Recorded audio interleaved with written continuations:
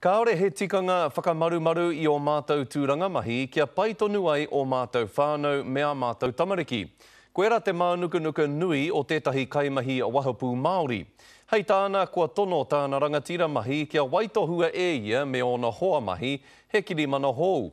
Engari kāore he haora mahi motuhake I roto I te kirimana hou nei. Kai ara paira tāwhai ngā tai pito pito.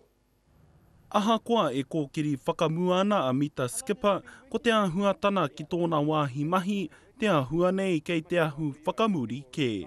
There's a big question mark there, so we just want to get on with it. E toru rau kaimahi I tuātu I aia mai te wāpū o Tāmaki Makaurau kei te mura o te ahi.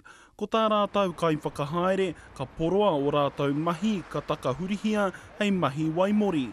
Hei tā tēnei uri o te whānau a Apanui ki te kore rātau e whakai ki e nei kirimana hou, ka whakawhiwhia ki kaimahi ke.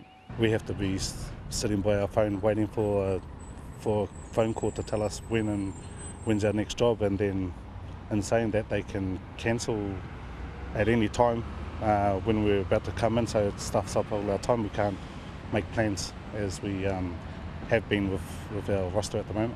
Iri matau a ia e mahi ana I konei, enari ko tāna e wari nui nei ko te whānai I tōna whānau me ana tamariki te kaumārua. It's affected us largely.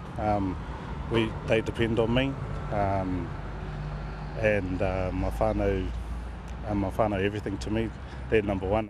Mai anō I te wā o te kirihime te rātau e porotehi ana ki konei, hei tā rātau kaore anō kia mutu I konei. I hope everything can work out so we can all move on together, and because all the brothers there, they all love their jobs. We all love the jobs. We just want to carry on and do the best for New Zealand. Kātahi anō nā kaimahi ka tono kia poro tū rātau hei te rua te kaumā whā o tēnei marama. Rapar tāwhai te karere.